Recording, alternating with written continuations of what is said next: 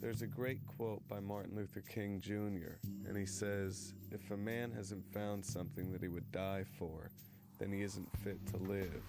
And that's kind of how I feel about what I do. Ever since I was a little kid, I'd always test myself and push as far as I could with anything. I'd make up an idea in my head that if I didn't get there ahead of everybody, something awful was going to happen. Or I'd pretend I was going to die if I couldn't reach a certain leaf on a tree, and I'd just keep jumping up, I'd always just keep pushing.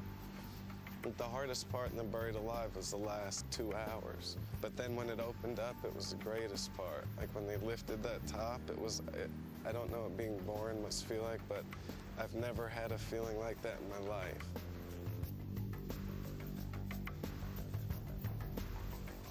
It's like if you're afraid of the ocean and you're in a boat that sinks and you're left swimming in the middle of the Atlantic Ocean, you're no longer afraid of the deep sea, you're surviving, and that's all you're thinking about. And that's what this challenge is. I'm just putting myself in a different frame of mind. I'd rather come out in a body bag than come out in the middle of it. That's true, no question about that.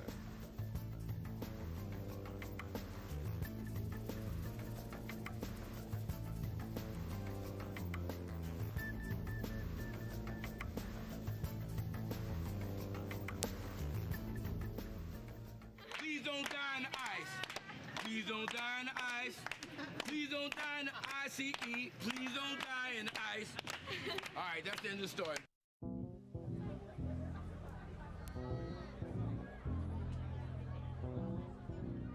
There was a point where I had crossed over. I had completely lost track of time. I was slipping in and out of consciousness. I thought this was never gonna end. Crowd, they continue to yell and shout and curse.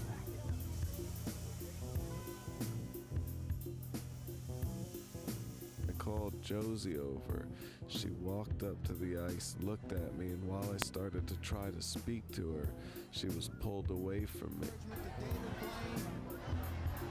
And I was convinced that I was dead and she could no longer see me.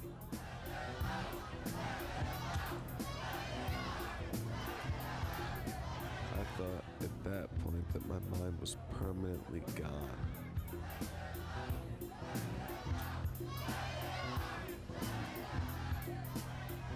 I wanted to get out of there, but they wouldn't pay any attention to me because they were listening to my initial order, which was don't take me out early under any circumstance.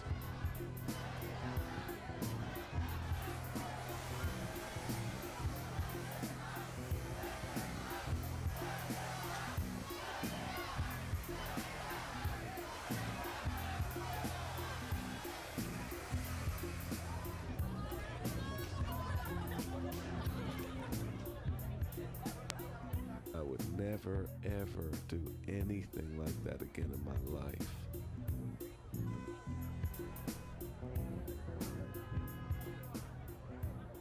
All now in the cavity. Earlier, David, just moments ago, David leaned out, talked to Steve Rose, and said, I want out. I want out now. Very large piece of ice. Structurally, you have to be careful. When you create a hole like this, it could collapse.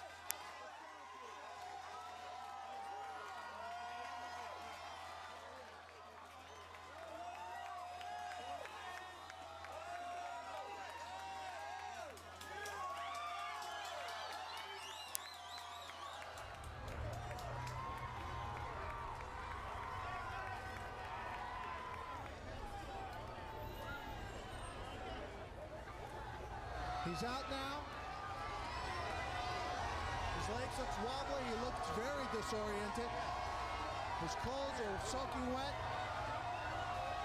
Here.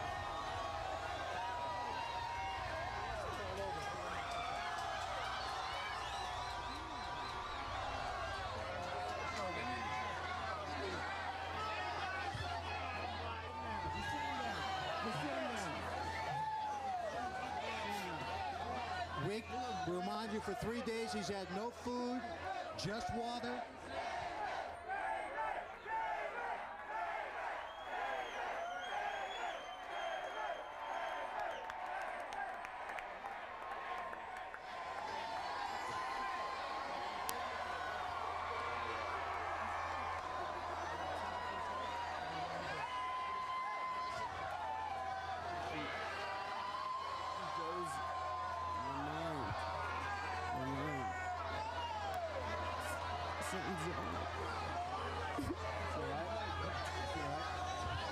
I think he's just mentally and emotionally frustrated.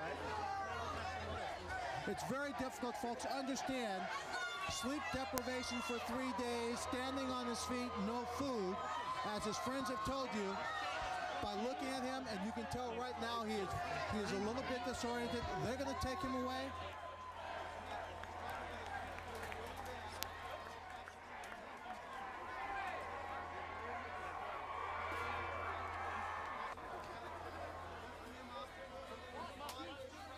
Dr. Rudin, what's happening here? You know, after there's a stressor, he's been held together by spitting adrenaline inside. The adrenaline is now gone. We got to make sure he doesn't go into shock right now. We're going to take care of him. Folks, get back, please. Please, back up. Back it up.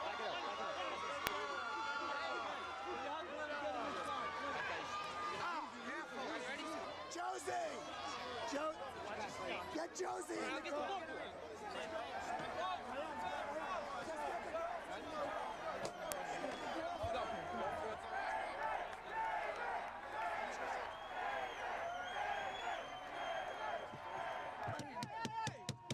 Just honk, man. Blast the horn. They said that he's going into shock. What? He's going into shock. Dave, you're going to be okay. Just hold on. You're gonna be fine, Steve. Just hold on. Be a little bounce. You didn't have to be expected, Dave. You have to be expected. You know we're going to keep moving. Keep moving. Just hold on. Be a little bounce. Mr. Blaine, hi, I'm Dr. McLaughlin. We're going to do a couple of tests here and go as quick as we can for you, okay? We're going to have a quick look at your legs, just make sure there's no blood clots. All right, let's get blankets and get his upper body covered.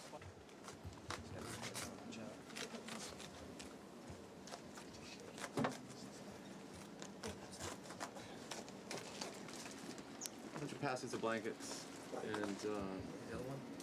Yeah. All right, and we've got more blankets here. Yeah, it's good. Okay. That's the Doppler. And that checks for blood clots. That checks for blood clots, sorry. Guys, I gotta turn them off. Ah! Sorry. Jesus. No. So far, so good. Everything's clean so far. Yeah.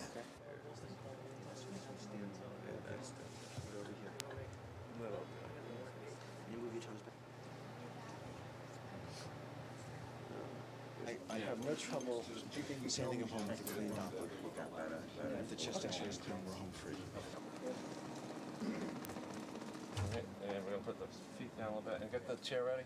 Okay.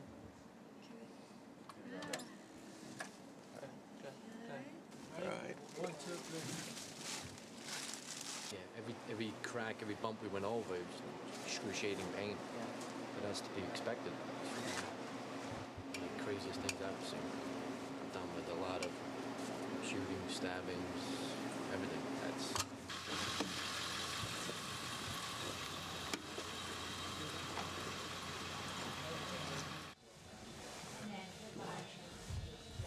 Happy to be home in bed? You want some water? So for a while after doing this thing, I sort of was beat up from it. You know, I couldn't move my feet for about a month. It was tough for me to walk.